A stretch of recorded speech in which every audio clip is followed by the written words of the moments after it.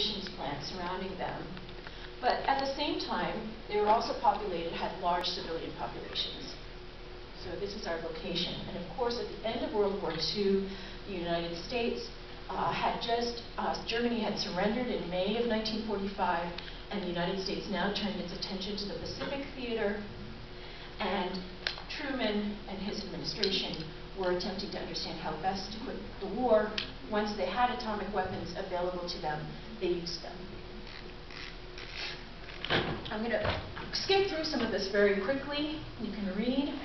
Talk about ground zero. Most of you probably equate this with 9/11, but we see the first ground zero here in Hiroshima, the point immediately before detonation. I'm not going to go through all the science, but we know that scientists from 1941 developed two types of nuclear weapons, one a uranium bomb and the other plutonium. And interesting for us to know is that, well, I'll come to that in a second. So we have two, and then here I'll give you a sense of scale. So they're working on Little Boy here. Another sense of scale. This is the second. This is the plutonium bomb that was dropped on Nagasaki.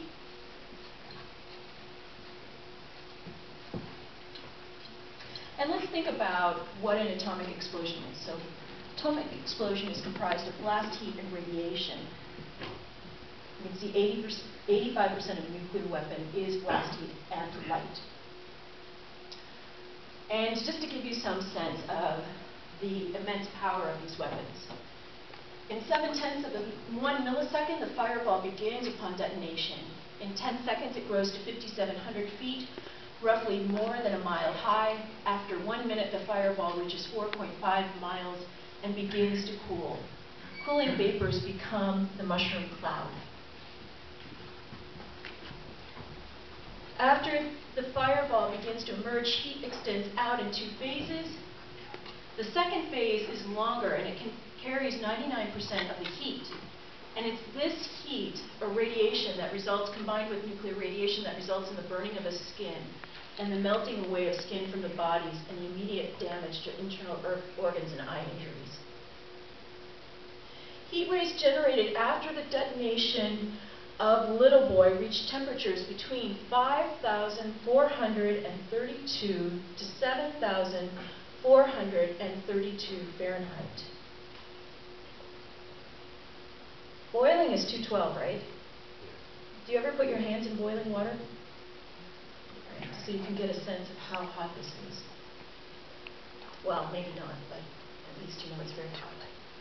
The blast creates a shock wave of air, which then produces changes in the air pressure and immediately destroys all objects in its path. And for us to get a sense of that, I actually wonder if we can build, there's some lights right next to you, I wonder if you can hit those lights.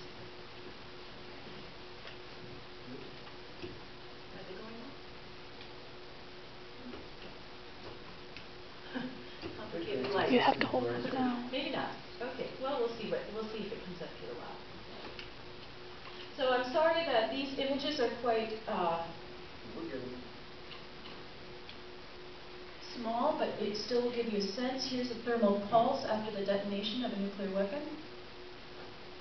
I don't know how, can you see that? It's very small.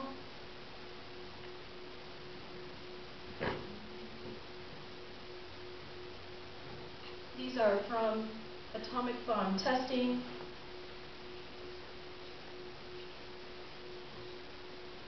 I'm going to play it again so you can, again, just kind of watch for it.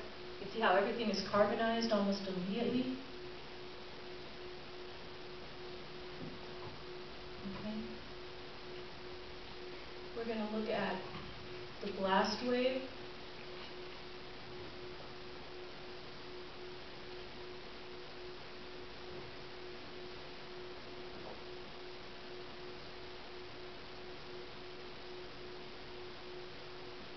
Get a sense of the power. These bombs that were created were, Little Boy was 20,000 tons of TNT, and Fat Man was 16,000 tons, equivalent to 16,000 tons of TNT. Okay, and we'll just look at one more quick clip here.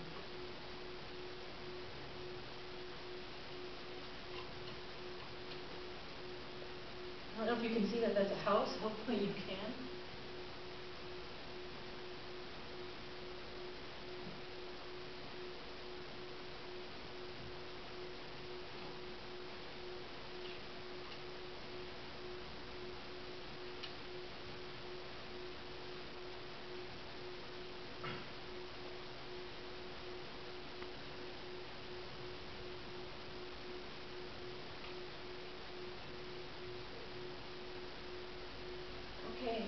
So just to give you something to visualize the power of these weapons.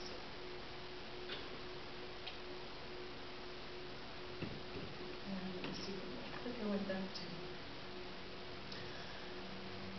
to. The blast at Hiroshima created a shock wave that traveled faster than the speed of light, and winds created by the blast were up to 1,000 miles per hour. Does anybody remember how fast the winds at Katrina were, or what the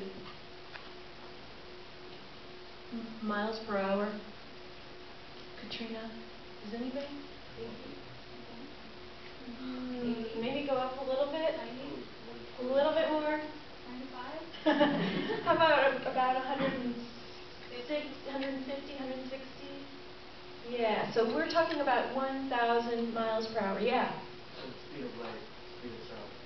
The shock wave travels faster than the speed of sound. Yeah. And once the mushroom cloud rises up in the air, the particles then descend. And as the particles descend, there was a phenomenon called black rain, which carried radioactive debris back to the ground, so that those who survived the initial heat, the radiation, the blast, the speed of the wind, then were exposed to this radioactive material that came back out of the sky from that 5-mile-high mushroom cloud. Here's the mushroom cloud. 11 miles high, Batman. Within 20-30 minutes, black rain fell from the mushroom cloud. All right, so you can sort of think about which countries have nuclear weapons. And of course, you can read here. And let's talk about a little bit about nuclear weapons. So you can see today's nuclear weapons are about 20 times the power of Little Boy and Batman. Right? So today's nuclear warheads are as much as 20 times the sort of explosive capability. And if we look, you can see that the United States has a large number of nuclear warheads. Bill, does this match with your figures? More or less. Russia has a huge amount of nuclear weapons. France and China, smaller, but we see that the real sort of holders of nuclear weapons are Russia and the United States. Now, the interesting thing about this is that these nuclear weapons all contain, many of them contain uranium-238 or purified uranium-235. And if someone, and this Dr. Fleisch brought this out in his talk today, that if someone gets a hold of nuclear weapons with pure uranium-238, then they can easily make a gun-fired nuclear weapon within a couple weeks. So if you look at all the nuclear weapons that are sort of out there, right, everybody has access to this technology, but they don't have access to is the purified uranium. We were just at Wright-Patterson Air Force Base where we saw the 21st century nuclear missile, the Peacekeeper. It's a multiple independently targetable reentry vehicle. If you were here today for Dr. Fleisch's talk, we talked about the MIRVs. The Peacekeeper was decommissioned, but there's a very similar MIRV, Minuteman, which is still capable, and it can carry 10 re-entry vehicles, right, 20 times together, which are 20 times the power of Little Boy.